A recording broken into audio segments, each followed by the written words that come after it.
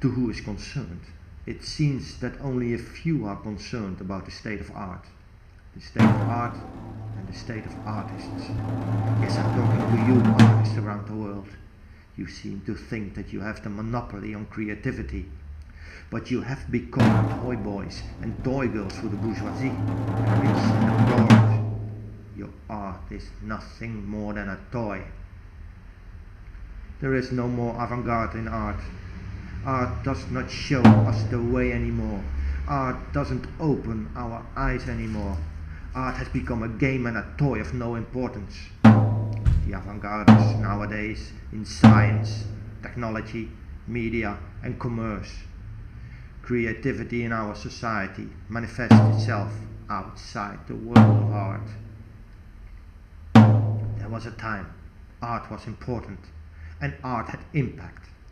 Art was the crown upon the modern world. The exponent of the free modern man was the artist. Art was freedom.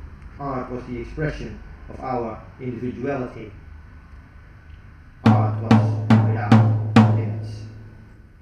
There were no restrictions. Everything was free. When everything is free, when there are no limits, everyone can call himself an artist. Anything can be called art.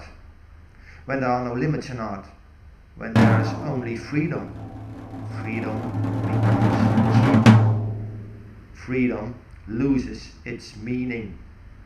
What is the extra value to express freedom in an artistic environment of total freedom? When anybody can call himself an artist, being an artist loses its meaning. When everything is art, nothing is art. And that's where we are now in our postmodern era. Art is without meaning, except for being the toy of the bourgeoisie.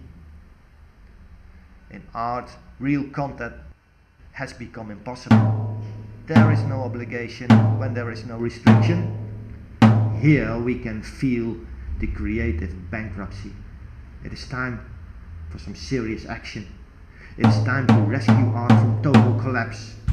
We have to save art. To save art, we need to turn to unorthodox means. We have to be willing to sacrifice the most precious.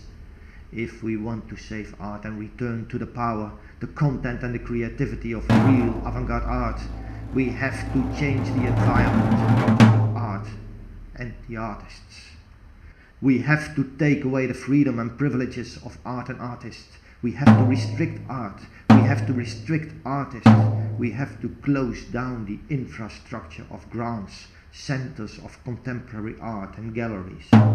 We have to hunt art, hunt down artists. We have to limit art with serious rules and strict conditions. Creativity blossoms only under pressure. Without pressure, content and direction disappears.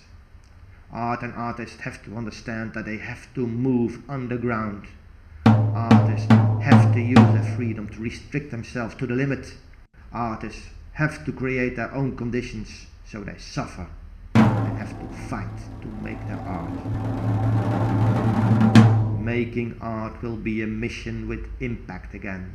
Struggling and against all odds, art will regain its avant-garde position. Art will be pure again, honest, filled with both ethical and aesthetical values. This is how art shall be saved. The artist must be willing to sacrifice their freedom for the sake of art. If the government won't take its responsibility, artists will have to take responsibility. And artists shall have to make their art anonymously. Artists won't be able to reveal their identity anymore. Fame and glory is for art only, not for the artist. The artist works on the ground in secret. There will be no reward, no fame, no glory, just art. This will be my last message to the world, and an urgent call upon the real true artists. Go underground, like me. Lay upon yourself strict limitations. Save art, Sacrifice your freedom and go underground. Only in restraint freedom will blossom. Only in sacrifice is content.